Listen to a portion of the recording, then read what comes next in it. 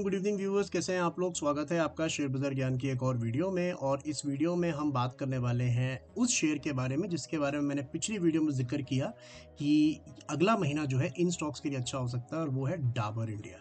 Dabur India after a huge fall, when I say huge fall, quite a huge fall, पिछले सिर्फ 4 हफ्ते के अंदर, 5 हफ्ते के अंदर में ये 680 से 500 रुपये तक गिरा। That amounts to a 30% correction.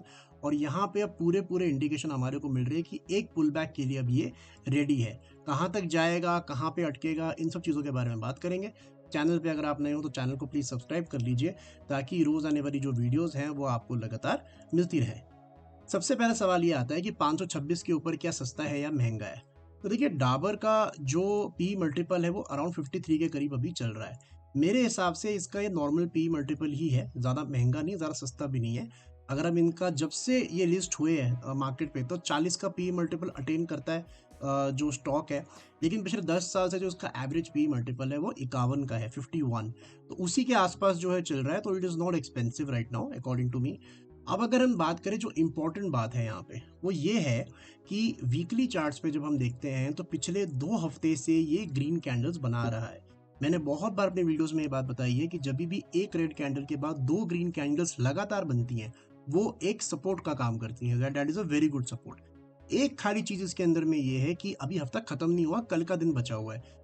अगर कल मार्केट में कोई बहुत बड़ा फॉल नहीं आता और अगर डाबर 516 के नीचे नहीं निकल जाता कल, तो अगर ये ग्रीन में ही बंद हो जाएगा तो यहाँ पे एक सपोर्ट पक्का हो जाएगा।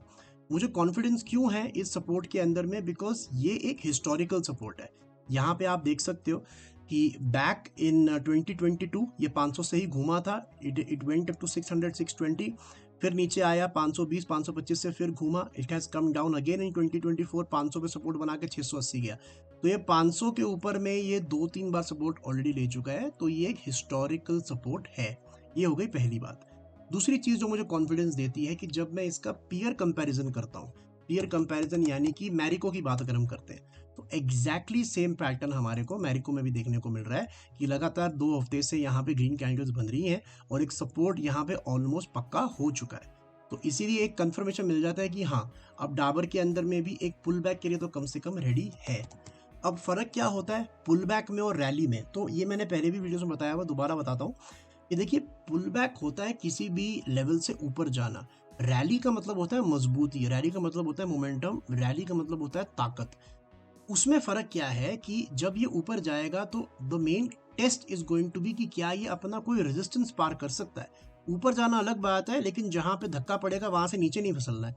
That is called a pull back. और अगर उस रेजिस्टेंस को ऊपर निकल जाएगा तो फिर वो रैली में आप बोल सकते हो। ये मेरी टर्मिनोलॉजी है।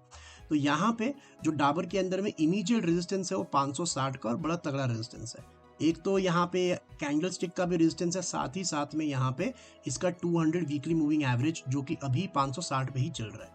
तो ये जाएगा ऊपर तो 4-5% जाएगा, वहां पे जाके डेफिनेटली रुकेगा और अगली तेजी जो है वो 560 पार करने के बाद ही आएगी। मोटा मोटा जो रेंज निकल के आता है डाबर में, वो नीचे की तरफ में 500 और ऊपर की तरफ 560 का है। तो ये था मेरा आज का video on Dabur. You can expect a 4-5% pull back from these levels. आपका कोई सवाल है तो आप कमेंट सेक्शन में ज़रूर डालें। मैं मिलूंगा आपसे अपनी अगली वीडियो में। तब तक आप अपना ख्याल रखें and all the best guys.